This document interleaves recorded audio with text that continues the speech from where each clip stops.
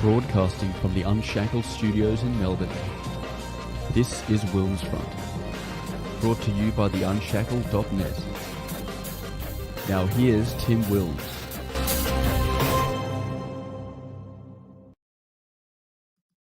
Hello everyone and welcome to WilmsFront on this new weekly show night, Thursdays. So from this week and every week thereafter, WilmsFront will air at least once a week on Thursday evenings with the occasional special extra show, which will air on Monday evenings. This changes because Thursdays are better for my current life arrangements. This means that Thirsty Thursday with the Dusty Bogan is not returning, with Dusty choosing to dedicate all of his time to his censored TV content. Wise on his part, since he gets cold hard cash from that content from Gavin McGuinness, which is paywalled. Today is the 15th of April 2021. It is 8:30 p.m. here in currently wet and windy Melbourne. Certainly the early winter has struck us quite chillily. We are live on the WilmsFront YouTube and DLive channels, as well as on the enhanced entropy software, where you can ask myself or my live guests questions, or even better, send through a super chat to support the show. I've put the live link into the chat there. Tonight, we will focus on non-COVID and V-related news and topics. Some good news today was the confirmation that one of the world's longest wars, the war in Afghanistan, is finally ending after almost 20 years. President Joe Biden announced that the US would be withdrawing from Afghanistan on September the 11th. I don't know why he chose that exact date, but that's when they're planning to withdraw all their forces. And Prime Minister Scott Morrison confirmed today that our troops would be coming home as well. Our military contribution to the war has cost 41 Australian lives. There are 80 remaining ADF personnel in Afghanistan at this time. And as recent developments and news has shown, the war in Afghanistan has taken its own toll on Australia and our armed forces as well. Moving on to tonight's featured topics. So Aboriginal Affairs, Welfare and Justice in modern Australia has gone from a carefully considered public policy issue to another toxic aspect of the culture wars, with knee-jerk responses tending to be announced, or virtue signaling responses when it comes to left-wing governments, and it's been injected with harmful identity politics. This month marks 30 years since the final report by the Royal Commission into Aboriginal Deaths in Custody, which the Keating government the Hawke government initiated. We are told 30 years later that there is still an epidemic in Australia of Aboriginal deaths in custody. But what is the reality of this situation, and also the aspect of how to deal with the criminal justice system when it comes to Aboriginal Australians? Well, tonight it's my pleasure to be joined by Dr Anthony Dillon. He's a highly respected academic on Aboriginal affairs. He identifies both with his Aboriginal ancestry and non-Aboriginal ancestry. He's a lecturer at the Australian Catholic University, and he also has contributed to many books. The most recent, that's your cue, Anthony, a chapter in cancel culture, which is a book edited by Dr. Kevin Donnelley, an education expert, where obviously Anthony's chapter is about the polarization that's been injected into the relationship between Aboriginal and non-Aboriginal Australians. Anthony, it's great to have you on WilmsFront. Oh, thank you. Great to be here, Tim. And You got the summary all right, except for the well-respected academic. I don't know. Depends on who you speak to. Well, I respect you, so that was that's my own personal opinion. Thank you. And now you've had a busy night, because earlier you were on Sky News with Peter Credlin, and it certainly seems the week to have someone like you on the show, because not only is it the anniversary of this Royal Commission into Aboriginal deaths in custody 30 years ago, there's also a youth crime summit happening in Queensland at the moment, where I live in Victoria. I don't know much about this, but it's one of those things where they talk about youth crime in particularly northern Queensland. It's sort of one of the things you read into, that it's largely, sadly, Aboriginal youths.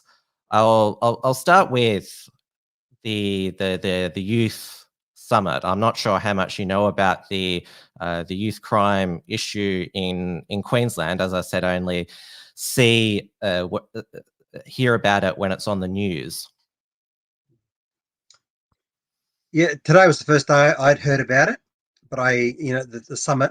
But yeah, for years we've heard about the problem of youth crime, particularly in those northern parts of the state. Which, by the way, I was born in the north of the state as well, so I do feel some affiliation for northern Queensland. Now, I know that the LNP, when it came to the Queensland state election, Deb Frecklington's signature policy to tackle youth crime in northern Queensland was to introduce a curfew for youth, which I was in Victoria at the time. We were subjected to a curfew in Melbourne. So that particularly didn't wash well with us here, a government proposing a curfew. What's your own thoughts on that sort of idea, that the solution to that would be just to, if there's any youths after a certain hour, just round them up? Yeah, look, good intention. So I'm not going to knock people who offer that as an idea, because one of the problems is people need a sense of autonomy. So telling them what time you can and stay out and cannot stay out is seen as a threat to their autonomy, and they often react back and will go against the very thing you're trying to impose on them. Certainly some sort of action needs to be taken, and I think we need to focus on the parents and the kids themselves. And these problems are always like, you have a boat with a few holes in it, water's getting in. If you only plug up one or two of the holes, water's still going to get in through the unplugged holes, and the boat's going to sink. So we do need to try and cover all bases, and that largely is focusing on the role of parents, the kids themselves, authorities, and any other stakeholders. We need to change the paradigm. Certainly, as I was saying tonight with Peter, we want to make it such that homes and their communities, their neighbourhoods, far more attractive than going into a detention centre. And for some of these kids, going to a detention centre is better than being at home. And people don't like to hear that. I'm not saying it's the same for every kid in every home, but many of them, especially the Indigenous kids, prefer to be in a detention centre because it's safer. They get meals, they're looked after there. And thinking long term, we've got to have communities and neighbourhoods where adults are working and where it's normal for kids to see adults working. And when you've got adults working, you have a vibrant community. Schools are vibrant because schools are part of the community. You attract good teachers, and things spiral up instead of spiraling down. That's the big picture.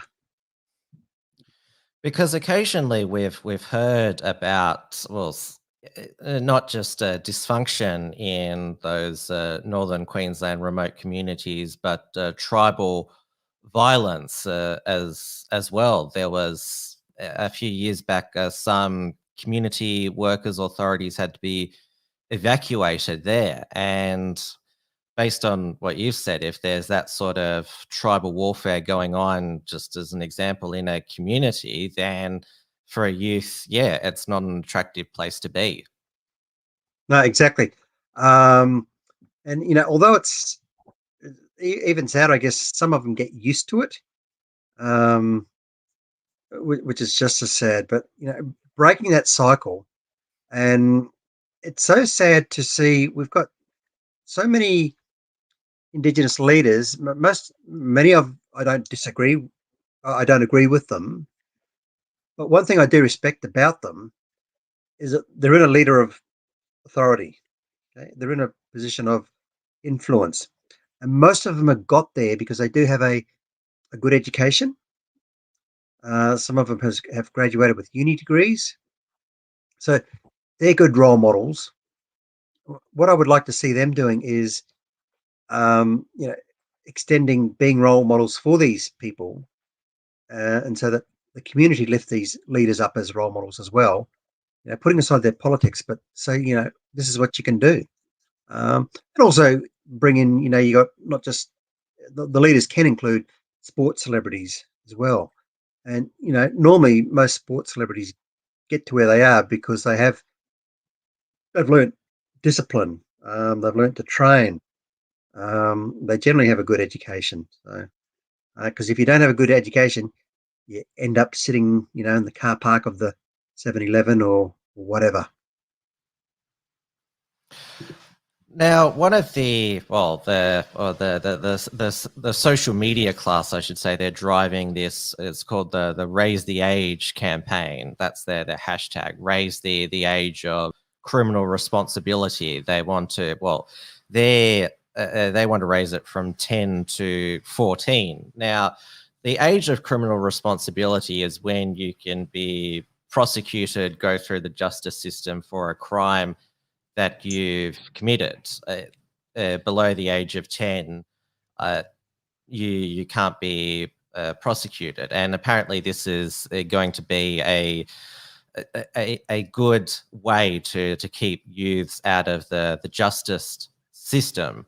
I don't think anyone's going to argue that, say, a 12-year-old who steals a Snickers bar from the supermarket deserves to go to jail for that. That's not what we're talking about here. But I think the reason why this campaign, to put it politely, is misplaced, that we don't want a situation where, because there have been around the world those in the young teens who've committed heinous acts, which obviously need to be punished, go through the justice system. Yeah, and I mean, when you say punished, I'd be careful with that word. And you said justice system in the same sense. So we want like clumsy language by me. Yeah. Fair enough. Yeah. Certainly we want justice, so we want restitution to the victims. Yeah, and that's the word, restitution. Yeah. Ultimately, we want the kid to get back on the right track. And if it's just a blunt punishment without meaning, they're less likely to get back on track. So we should be focusing on justice, less so on punishment. And that doesn't mean we give them a picnic. We do want them to think, I don't want to be doing this again. But, if they are going to be kept separate from others, we want them learning. We want them to have opportunities to gain new skills, bit of self-discovery, that sort of thing. And, we want to remind them that they're human and that they have potential and they can get back into mainstream life, but only after it's deemed that that community is safe from them and they're safe from themselves as well. So, there are a lot of variables to consider. If I channel back to Year 11 legal studies, the correct terms about the aims of the justice system are restitution, retribution, rehabilitation, and deterrence. And obviously, there's with certain types of corrections orders. That's the official name for our prison and community service orders is the correction system. There obviously there have been cases of, if I be more specific, Aboriginal youths committing quite aggravated violent crimes. I mean, we've heard with this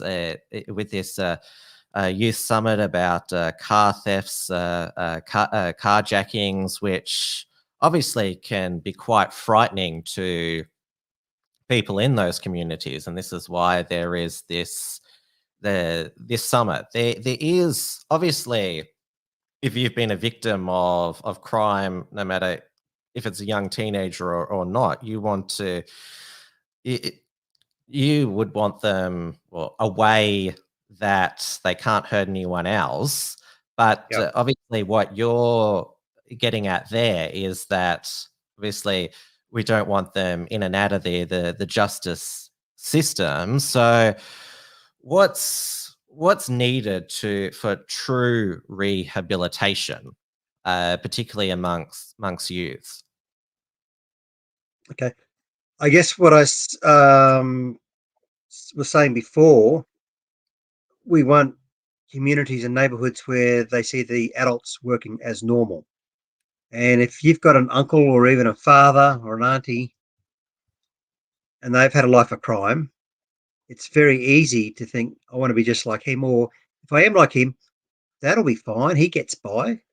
And so we, want this picture out of their heads, and we want to replace it with another picture: someone who's successful in life, someone who lives in a safe place, someone who has lots of friends, and someone who has opportunity and choices. So they're not just stuck in a ghetto or a particular neighborhood, but they're free to roam the country and roam the world. So it's replacing one bad picture with another, with a better picture, and letting the young person know, we've got people who believe in you and can help you achieve your dreams. Okay? So you can, point out to, you can be like him, you can be like her, you can do that, you can have all of that too. I remember Noel Pearson, had the catchphrase once, from Cape York to New York. So he wants, one of the Aboriginal kids up there to know that the world is their backyard.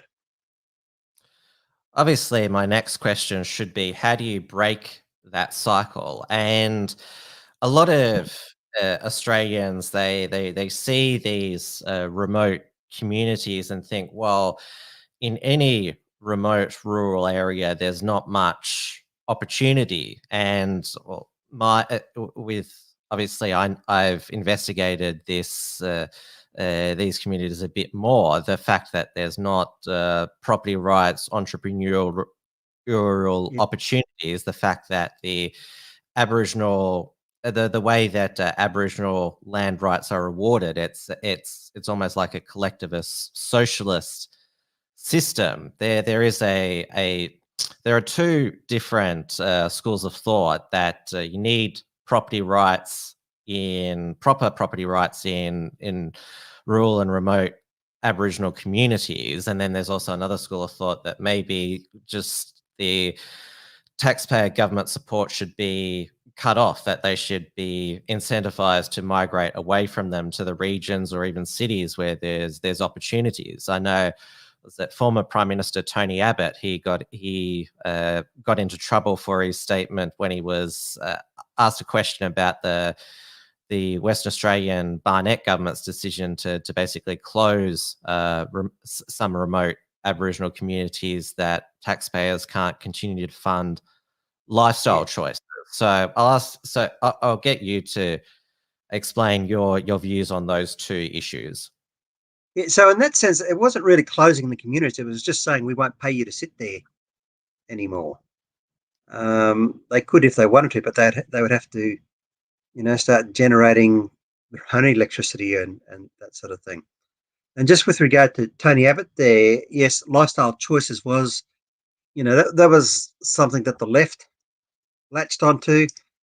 And it was quite refreshing to watch Paul Murray on Sky News show you the whole interview with Tony Abbott and with that term lifestyle choices in context.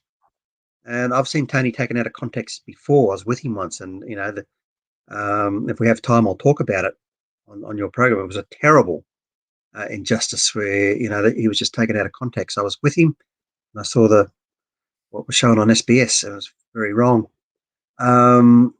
So yeah, the lifestyle choices thing was not a bad thing. Again, when you look at what Paul Murray did, where he showed the whole interview, it was very contextualized. It was good. Coming back to the earlier thing about land property rights and that sort of thing. Yes, that's the sort of thing I know that people like Warren Mundine have been interested in. But you do need people, if they are living in these areas, to be able to have the same rights as you and I, to be able to get a bank loan and that sort of thing, and say, this is my bit of land, and I'm going to, set up a business on it or whatever.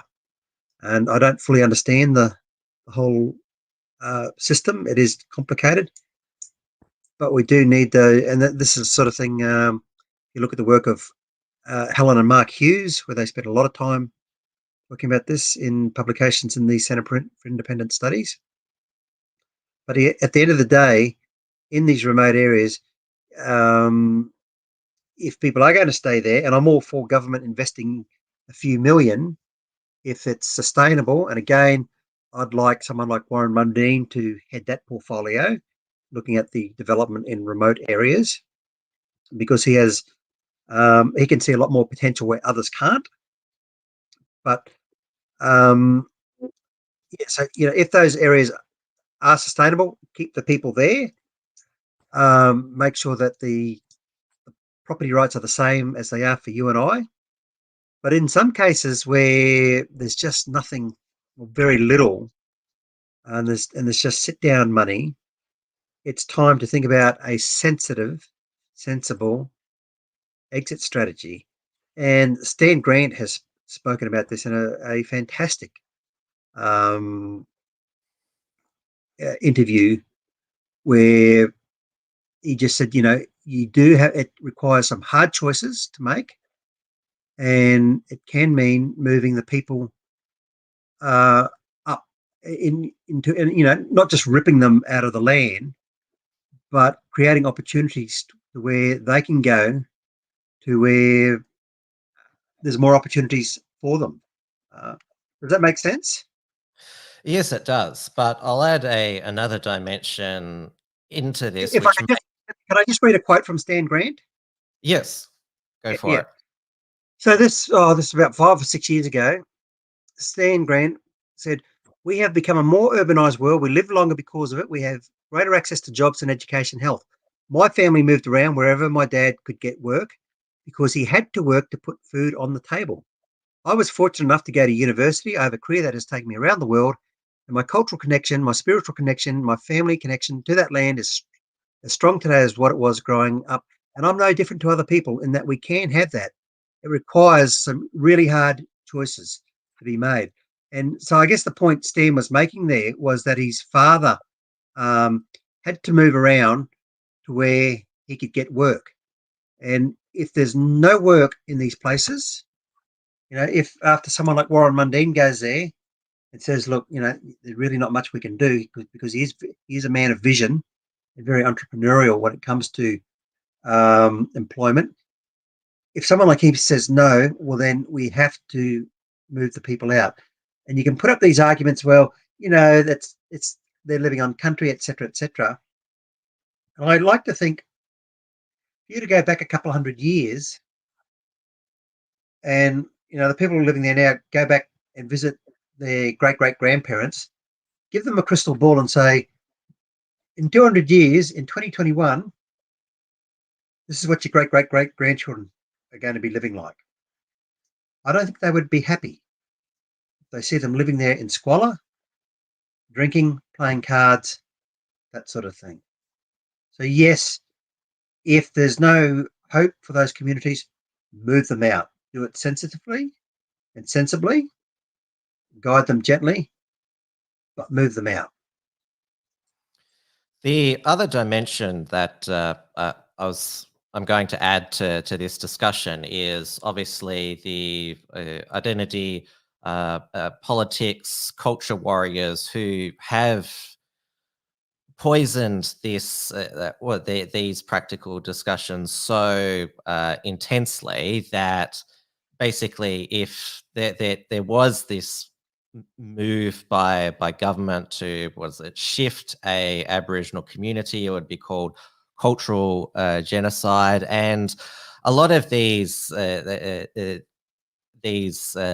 activists, anti-development, have held Aboriginal people back by claiming, no, there can't be a mine here. They get a few local elders to say this is sacred, these trees are sacred, this cave is sacred, and that gets amplified in the news cycle. The ABC or the Guardian can interview these people to say this is the destruction of our culture, and this is why sensible discussions of these issues is only limited to shows such as this, Sky News programs, because, and I was talking about social media before. I mean, it's such a toxic influence with the most reactionary types of identity politics getting prominence there. Yeah, look, you raised some good points. You said the word poison, which is so true. The minds have been poisoned, and you threw in that word genocide, which is what they love to do all the time. Cultural genocide, which is, it's about as meaningful as the term transgenerational trauma. It's just a vague, impressive sounding term, but when you unpack it, there's really not much there. And with regard to getting elders you said something about elders will say something. Well, they'll get these anti-development activists that they'll get some, people who proclaim that they're elders to say this is a sacred site, you can't develop this, that sort of thing. That's what I was getting. Dave and Best Price have told me that's what happens. They call them rent an elder. Okay, you can get an elder, give them a few bucks, and I know people are going to hate me for saying this, but I'm not saying it happens every time an elder speaks, but I'm saying it does happen where you can, pay an elder a few bucks, a nice meal, whatever, and he or she will say whatever you want them to say. So we need to be careful when we make decisions based on what an elder may have said. That's certainly one bit of information, but a lot more information is needed than just the voice of the well-respected elder person. Now, what else were you saying? I want to say something else. There was something. What else did you say in that last question or comment? About social media, how that because of how amplified it is now in the public debate, that sensible discussions that we're having and that you're able to have on some Sky News programs get drowned out by these hashtags about decrying the destruction of Aboriginal culture, that sort of thing. Yeah, and the mistreatment of Aboriginal people and all that sort of thing. And it comes from the usual suspects, the Guardian, for one. And sadly now, or has been for some time, but I've been very disappointed to see Amnesty speak absolute trash where Aboriginal affairs are concerned. And, social media, it is a great tool, but it is a tool. And unfortunately, it's given a voice to the village idiot as well, who can say what they want to say. And, because of the way we've become as a society, we like to play the part of rescuer. And when we hear a bad news story or, a story that's presented as a bad news story, well, then, social media is just a good way of collecting tens of thousands of voices to voice an opinion. And we see that nowhere has that been clearer. And because you opened with this about deaths in custody, yes, it is. This week is the 30th anniversary of the final report. And I see, Just bring up I read something today. article here for news.com.au, which, well, I'll So, allow another good player, news.com, allowing different voices to be heard.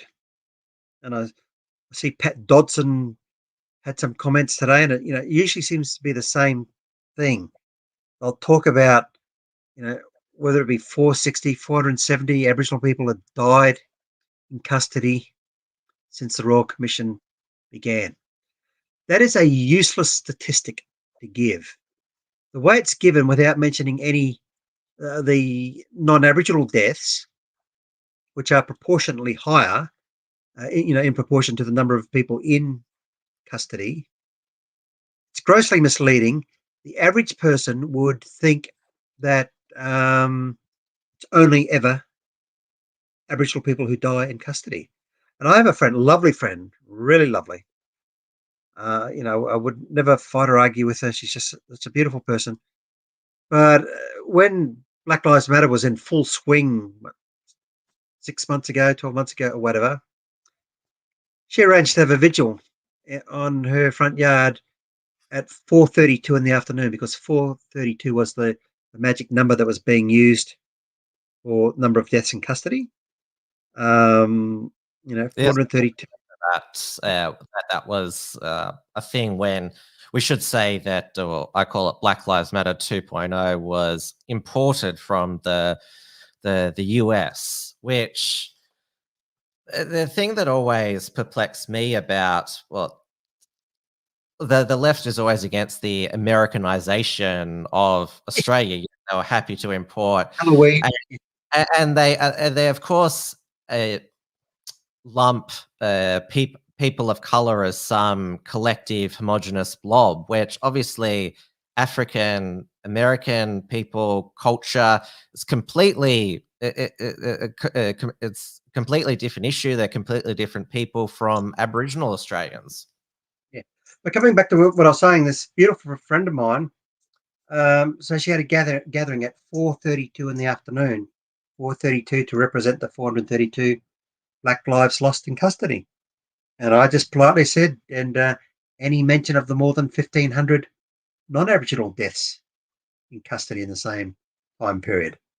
So that generated an interesting discussion with her friends and I. But it's very wicked and criminal, I believe, to talk about those 450, 60, whatever it is, deaths in custody without giving the comparison of the number of non-Aboriginal deaths in custody. So whatever deaths in custody is discussed, that should be front and center. And of course, the other information which most of us know by now, as I mentioned in that article, and it's so refreshing now that whenever I do see, one of those articles from the Guardian and the ABC or SBS trying to stir up division, and they talk about Aboriginal people, being slaughtered in jail, there's many, many people now who will quickly remind others, hey, Aboriginal people in custody are less likely to die than non-Aboriginal people in custody.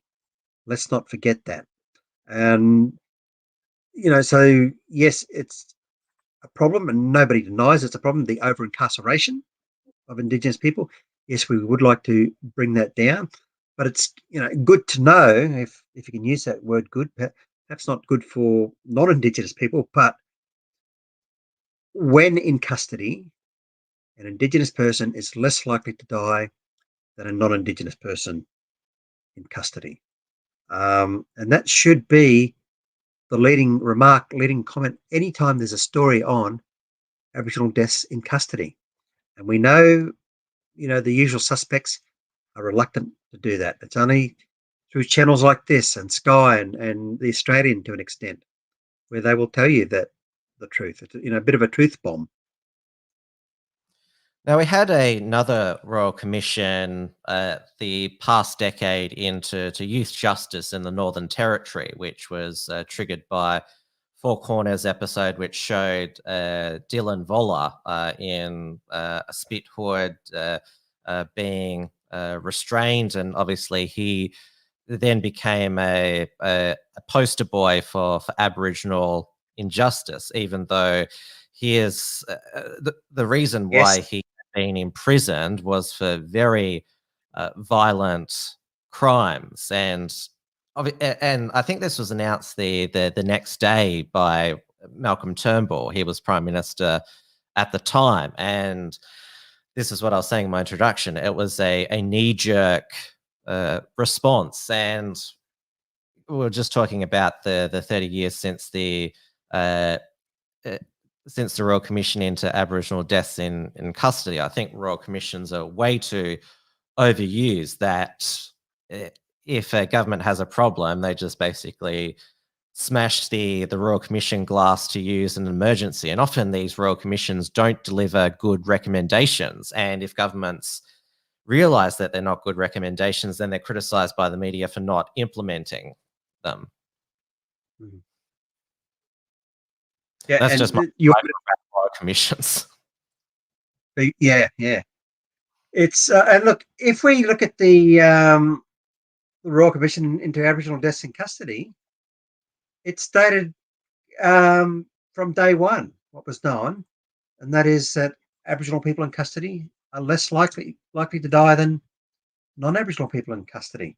But that kind of got swept away. No one wanted to hear that. And I should add too, I mean, I've been saying this for nearly a decade now, and that statistic was criticised severely in the early days, told that I was complicit with the murders. You know, an Aboriginal death in custody is seen as a murder. And I saw in an article in this the Australian today. I was very disappointed to read where the author spoke about the deaths in custody, and he used the term, rather than just say death in custody, he spoke of the killings. He referred to them as killings. So that sort of thing has got to stop. But coming back to the Royal Commission, well, in a sense, the Royal Commission into Aboriginal deaths in custody did tell us the truth, but it kind of got buried amongst all the other things to come out. And I just want to make one important comment on this. There was 339 recommendations, I think, is the number we keep hearing. And I have a dear friend, a really good bloke. He's a white man, but he has Aboriginal children. And he says, in regard to the 339 recommendations, he just gives his children 2 recommendations.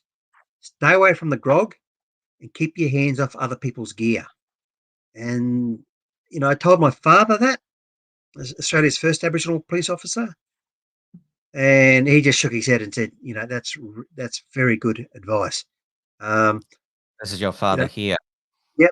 Stay away from the booze, or at least manage it if you are going to have a drink, and keep your hands to yourself. Don't be putting your hands on other people or their property. Dad's quote there, which I mentioned in the news.com article: stop making excuses. And my father has seen what happens over 2 and more generations, where you have adults make excuses, and it's not good for the children and their children. It's a cycle that's really hard to break. So we need some real talk. We can have these, the summit that's happening at the moment, but we need to tackle the tough issues and tell it like it is. I mean, the American psychologist Dr. Phil said, you got to be prepared to tell it like it is, or it will stay like it is. And for far too long, we've been afraid to tell it like it is. That there in the Aboriginal communities, there are some nasty crimes committed. As you said before, Aboriginal kids, like white kids, they aren't going to jail for stealing a Mars bar or a Snickers. They're usually in there because of serious crime and long crime histories. Now, I come from Victoria, where our state government is the most far left as you can be on Aboriginal issues and the virtue signalling side of things. And obviously, there's been this Uluru Statement from the Heart, which calls for a Indigenous people's voice to the federal parliament. In Victoria, we already have the Indigenous Peoples Assembly, so they've already got that here in Victoria, and they've also announced, well, it's actually on the day of Dean Andrews' stairfall, that they're going to have a standing royal commission to look at historical, well, to have some historical truth telling about the supposed crimes that white Australians committed against the Aboriginal people in colonial times, the frontier wars, and the transgenerational trauma that has caused. That word, that transgenerational trauma, has been used by Lydia Thorpe, who's the Aboriginal Greens senator, who has been a really poor influence on the debate. She claims that her Senate salary is compensation due to generational trauma. But I should also mention the irony of the Andrews government having a royal commission into truth telling, given what's happened in Victoria the past year. But I digress. But that's what Victoria has been doing, which they want to emulate federally with this Uluru Statement. And look, I mean, Lydia's another one. We should, I don't agree with most of what she says, but we should respect the fact that she's got to the position she's in, and she can be saying to young Aboriginal people, "Hey, look, I did it. You can do it as well, and I'll help you get there."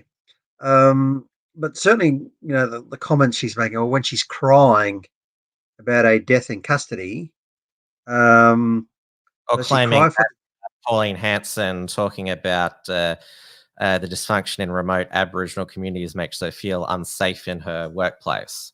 Yeah, I mean, just absolute nonsense. I mean, get out of politics if you're feeling threatened by that. But I mean, she's happy to cry about a death in custody. Eddie Maguire cries because he had to walk away from his job, and she called it white tears, or that was the term she used, white tears. So I'm not sure what Lydia's tears were. But again, like so many of them, it seems the only Black lives that matter are those that you can somehow relate it to a white institution. And the custody or jail system, whatever you want to call it, is portrayed as a white system. And therefore, if there's a death there, it must be racist and sinister. And that sort of message poisons race relations. Even though many people are starting to realise it is nonsense, it's a lie, but there's still a few who believe in the myth of the elevated Aboriginal deaths in custody.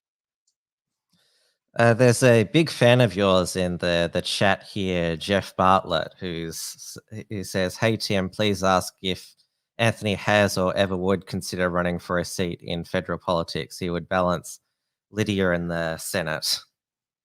No, I wouldn't.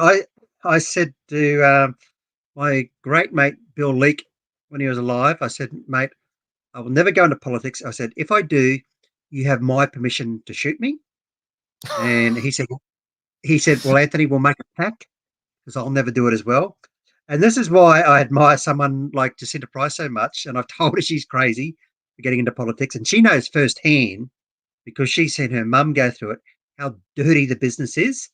But she does have a good point. She said, she's got to do it because, there's so many other dirty players in there. And if she's not doing it, the wrong person's going to get in. So I take my hat off to her for wanting to do it. So Jacinta, I admire you. I still think you're a bit crazy wanting to get into politics, but I'll back you. So the answer is no. And I'm certainly not clever when it comes to politics and knowing about the different parties and how they function and that. But I appreciate the sentiment.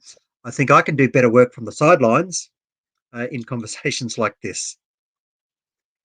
And Jacinta, she had a hard-fought victory recently against the ABC, who the ABC Central Coast radio program got a bunch of proclaimed local louders to smear her during her tour up there, saying that she should get permission from them before speaking. She's now got an apology and settlement from the ABC. Yeah, and that's fantastic. And, that was, saying she was racist and divisive and other stuff. And sadly, for the left, for the keyboard warriors, for the Whinja Ninjas that I call them, and the Offenderati, as Bill Leak would call them, they just know that the quickest way to shut down any conversation or cancel a person is to accuse them of racism. And so it was so great when Jacinta had that victory. It wasn't just a victory for herself; it was a victory for all her supporters and all the people that think like her and us, for them to know that, hey, the opponent can no longer just call you racist as a way of shutting you down. They've got to be able to mount an argument against you.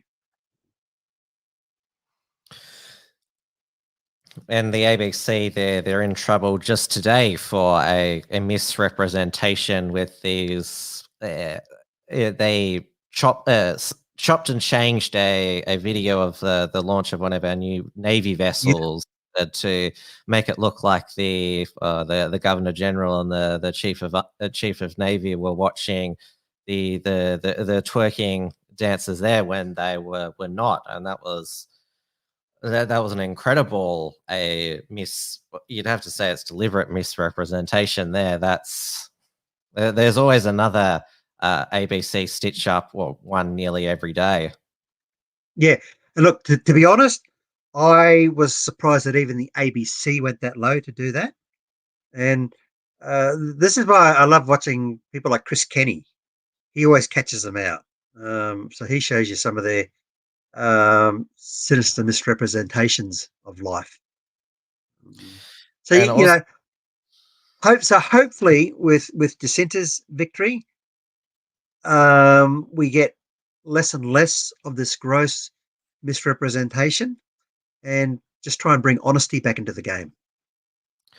Well, we've also seen a ABC journalist in the past day claim that the cartoon dog Bluey, the show is, well, I'm not sure if they said racist, but doesn't have enough cultural diversity in it. And you mentioned before and this is the toxic thing about the culture, the identity politics brigade, is that eventually they eat their own. They ate Eddie Maguire, and they're also now the supposed history of racism on Neighbours. I've read about this in the headlines.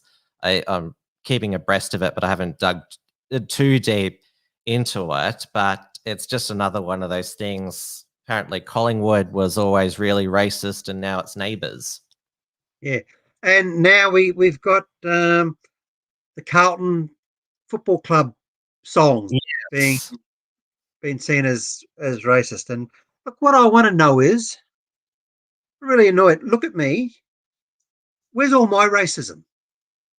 Where have I copped all this racism? What? I'm missing out.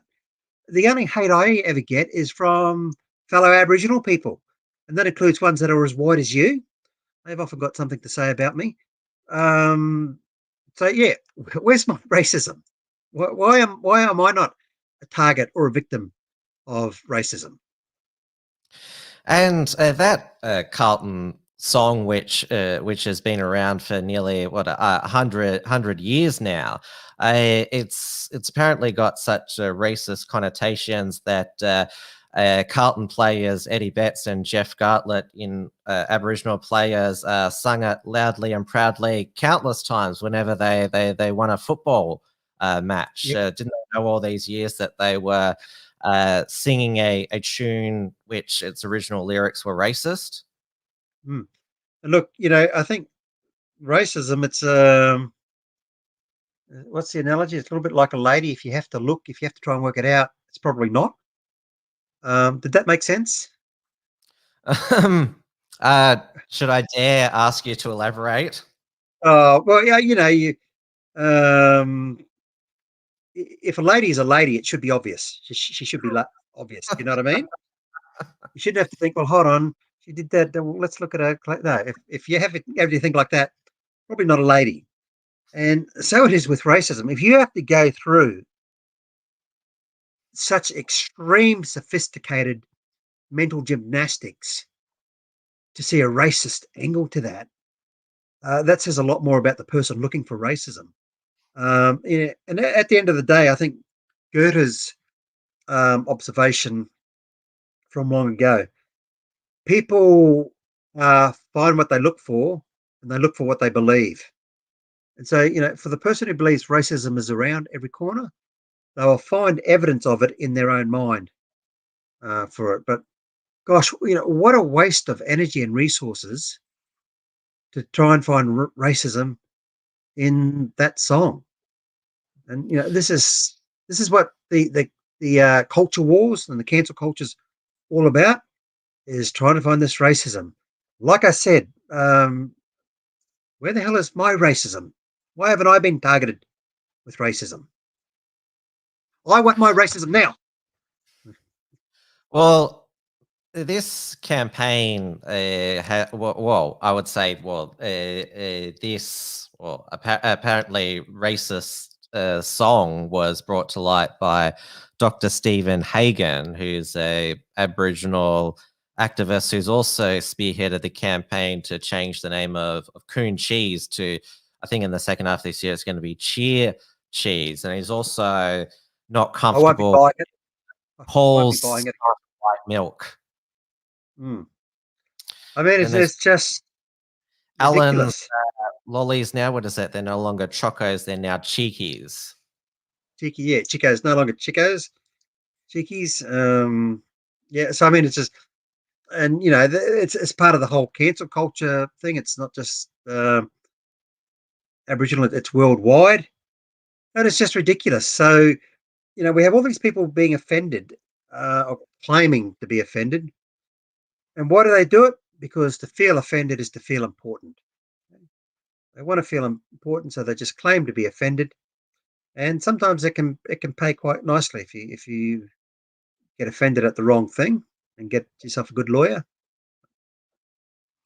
Oh, we should praise both Kellogg's and Streets for not caving into cancel culture when it was claimed that their Cocoa Pops breakfast cereal was racist because it has the Cocoa Pops monkey, and the Streets Golden Gay Time was homophobic. Now, I saw recently on my Instagram feed that Kellogg's and Streets have joined forces to create a Cocoa Pops Golden Gay Time. I'm not sure if that was designed as a bit of a up yours to the identity politics brigade. It probably tastes really good as well. And they've got my money. They got my custom. So that's that's the ultimate to stick it up the identity politics identitarians. You need to eat a Cocoa Pops Golden Gay Time. Yep, and with a bit of coon cheese. Yes, if you can. Well, they're going to become basically vintage now. The coon cheese boxes, and it's an iconic Australian brand. Obviously, we're all aware that over in the United States, coon had a racial slur connotation, but we always knew in Australia that it was brand of our cheese, and well, it was named after one of the William Coon, the cheese refiners, and was it their Coon Cheese made numerous ads where they wanted people to remember the Coon Cheese brand, but no one was offended until, well, it was part of the new wave of cancel culture with Black Lives Matter 2.0 after George Floyd's death. Yeah, and look, just coming back to the coon cheese, Independent Man. I don't know if you know Independent Man. Yes, I know. He did a really good segment on coon cheese, so that's worth checking out for the interested viewer. I think we'll be switching to, say, bigger cheese. While we're on, I might just add this in, but we're also seeing cancel culture when it comes to, well, even the seats in our parliament, because well, we had the inner city seat of Batman here in Melbourne. Now, John Batman, the founder of Melbourne, he negotiated with the local Aborigines to have ownership of the city, but we probably haven't got enough time to go into the history wars, because there's a lot of misrepresentation of early Australian history. There's been evidence that reports of massacres have been fabricated, but they renamed Batman because it was a seat, well, represented by, well, it's a contest between Labor and the Greens, so they renamed it Cooper. And we have the seat of Western Australia, Stirling, being abolished because of its namesake apparently being involved in crimes against Aboriginal Australians. That's not picked up on much, the fact that sort of these seat names or who they're named after are being cancelled in our democracy. Yeah. And look, it's another one of those things that is just a waste of time, and it is damaging to people. And can I just talk about that for a moment? Yes. It's damaging. Like so many of these things that we're wanting to cancel or change the name of whatever, like Australia Day, classic example. When you tell people it's bad origins or whatever, and it's hurtful, you're actually telling people that ice cream, that National Day, that football club song, whatever, has got more power over your emotions than what you have over them yourself. Okay? And that's extremely disempowering. Let people know that their emotions are controlled by whether Australia Day is on the 26th or the 27th. Seeing gollywogs in the shop store or whatever. Okay, let people think that they're so delicate, they're so fragile, so gullible, that they have no control over their own emotions, I think is a crime. So that's my take on it. And now we have, if we elaborate on the latest episode in the history wars, basically Bruce Pascoe's Dark Emu attempting to completely rewrite the whole of ancient Australian pre-British Aboriginal history. Yeah. Tim, you're across quite a few subjects in this area, so congrats to you with that. Look, there's a book coming out very soon. Peter Sutton, who wrote The Politics of Suffering, an excellent book for anyone who's not afraid to acknowledge that there was a lot of violence in Aboriginal communities before the white men arrived. Okay, because again, another one of the popular narratives out there, or convenient narrative, is that the violence we see in Aboriginal communities was brought here by the colonizers or the invaders, if you prefer. The violence was there long before the white men arrived. Anyway, so great book, Politics of Suffering. Peter Sutton's done it again. A book is coming out in June, I think, this year, where he just takes a close look at what Pascoe was saying. And it's going to be very interesting to see if Sutton's book is given as much airtime and space as what Pascoe's book was given. And so I'm certainly not going to fight fire with fire and say that Pascoe's book should be cancelled, taken off the shelves. I'm happy for him to do what he's done, but others should be allowed to challenge it, like Peter Sutton, for example, and there's been a few others that have done it. But it'll just be interesting to see if the ABC and some parts of academia give as much time and space to Peter Sutton's book, which directly challenges the Dark Emu story. Or maybe Bruce Pascoe's Dark Emu, it shouldn't be cancelled, but maybe moved into the fiction section of libraries. Yeah, absolutely. Again, he has the right to do it, but we should question the people who promote him. The ABC, for example. Are they going to promote Peter Sutton's book? It's very unlikely. Yeah, I think you can probably preempt the outcome of that. And, well, there's also the question of, well, the doubt about whether Bruce Pascoe himself is Aboriginal. There was a comment earlier in the chat. I'm not sure if I can dig it up here about the criteria that's been set out to identify and be accepted as an Aboriginal Australian. And as the last census showed, there is more and more Aboriginal Australians because, well, Aboriginal Australians reproducing with other races and ethnicities in Australia as well. So there's obviously more people in Australia which, going back, have Aboriginal ancestry as well as lots of other different ancestries as well. Yeah. And, that's obviously a touchy issue, that one on identity. It's one I don't mind talking about. I can get myself into a bit of trouble. And I just think, if Pascoe wants to claim Aboriginality and not provide any evidence for it, people should be allowed to question him, but, he should sort of come back with some solid answers. And, he can't just rely on the fact that Ken Wyatt or Marcia Langton endorsed him as being Aboriginal.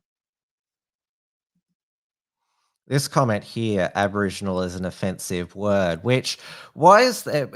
And I'm guilty of it as well. The terms Aboriginal and Indigenous, they're often used interchangeably. The reason why, because Canada refers to, well, it's Aboriginal and Indigenous people.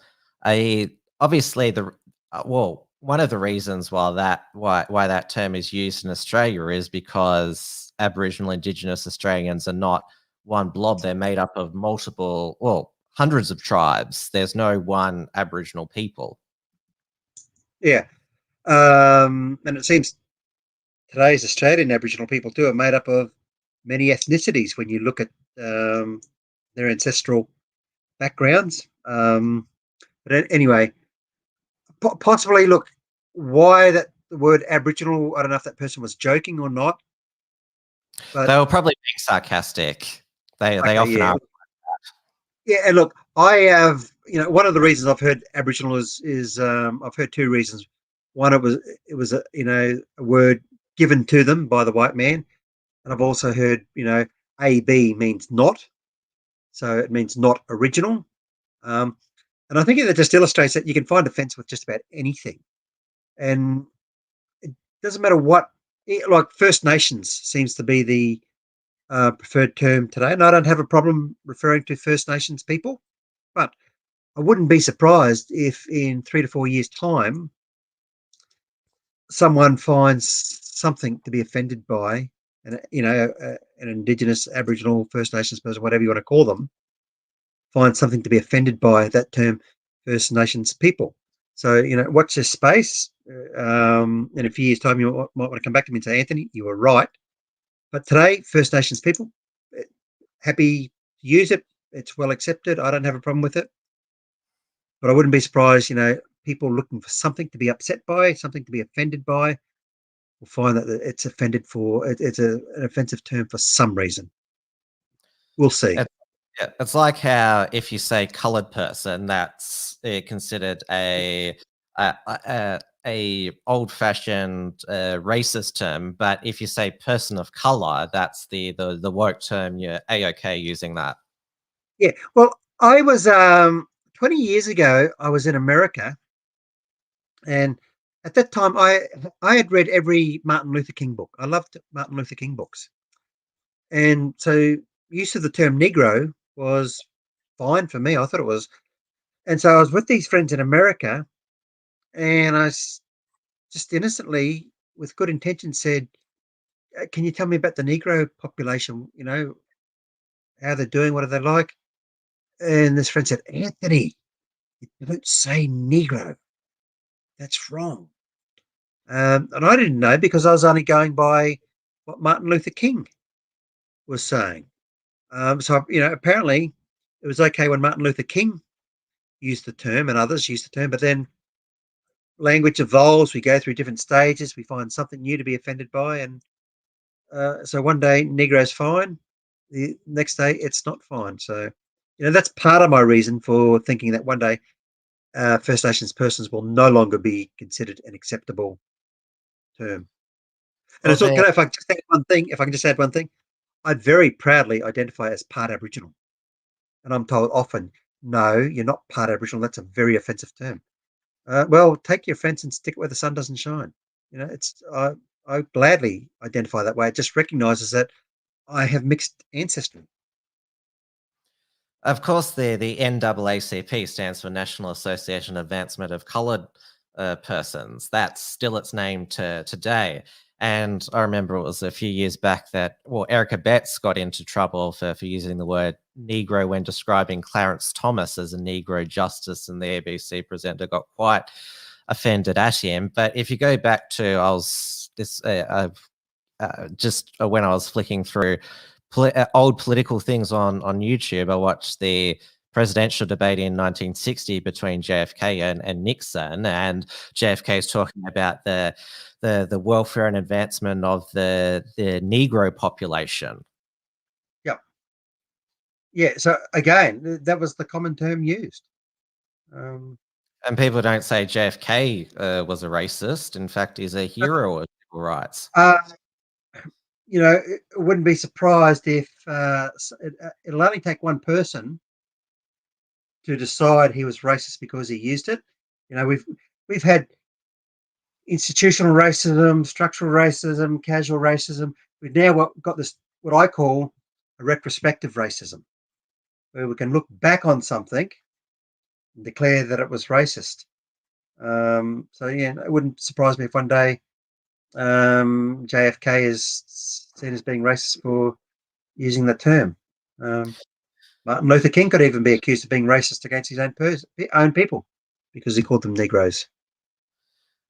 The reason that it appears to me why this identity politics, renaming things, change the date campaigns are so prominent these days is because, well, virtue signaling is the easiest form of activism. You just march in major cities every January 26th saying change the date, wear some t-shirts. Well, what you and I talked about at the beginning about youth crime in remote Aboriginal communities, obviously how to advance economically these communities, how to crush the cycle of poverty and dysfunction. They're really hard to solve. And absolutely. Yeah. And I've been saying this for a long time. Why do people do it? Because it is so easy just to do that. And, you know, for the person who's sitting back in their comfortable chair in their air-conditioned room, they might be feeling a little bit guilty about what I can do to help those Aboriginal people who are disadvantaged. They could just virtual signal and say, yeah, I oppose Australia Day. Or, you know, the really easy one is just to say, I oppose racism. That was racist and I oppose racism. I feel so much better now. So, yeah, it's very easy. These things are easy. Actually, you know, putting food on the table, taking kids out of harmful environments, putting adults into jobs, that's really hard. Very, very hard. And a lot of this virtue signaling, when it is translated into political policy and even into constitutional reform proposals, result in unintended consequences, which actually make the problems worse. For example, what were you thinking of? I was obviously talking about the stolen generations narrative. Let's just call it that without getting into the issue. The fact that it has been so stigmatized, removing Aboriginal children from abusive, dysfunctional Aboriginal parents, that we're leaving children in very harmful situations. Absolutely. And, there was a story in the Australian newspaper about a month ago now. It was just absolutely heartbreaking. Um, a young child with Aboriginal ancestry was living with some foster parents who cared for her and loved her.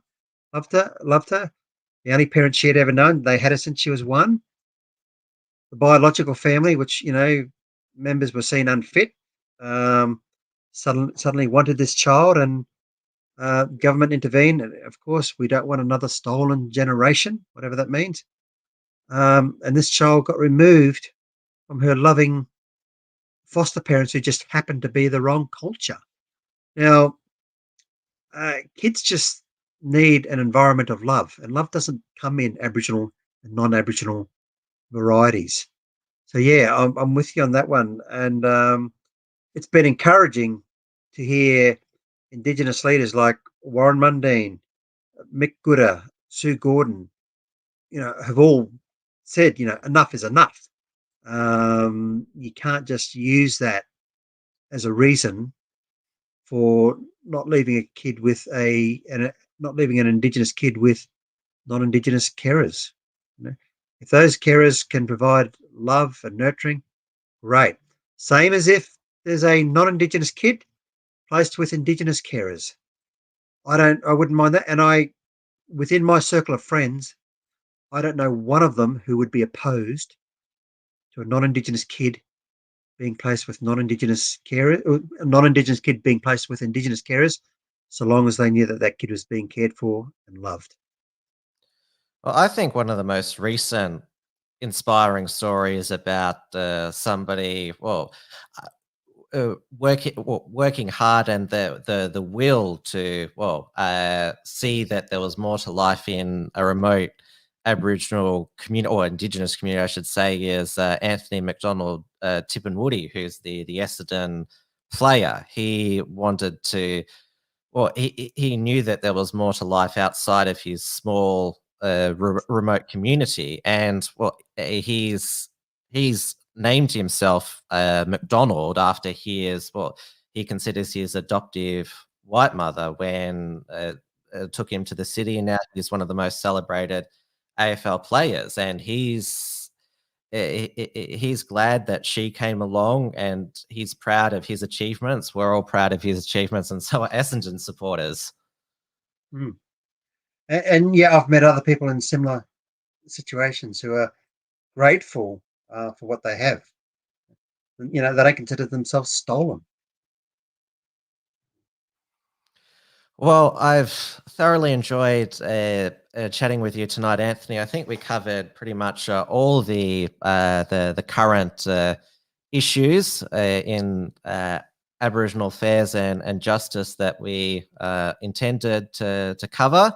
It's been great to have you on WilmsFront for the first time. I interviewed on my previous show, The Unshackled Waves, when we were discussing when Kerry Ann was called racist by Yumi Steins because she was talking about the virtue signalers on Australia Day not worrying about not caring about the rape and domestic violence going on in Aboriginal communities, which was Did you interview me?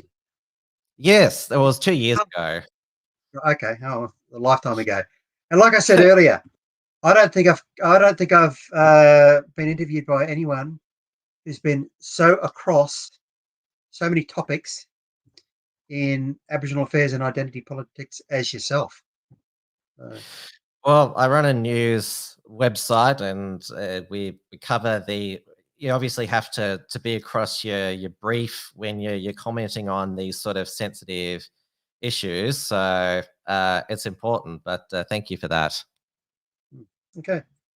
Thank you, Tim. Been a pleasure.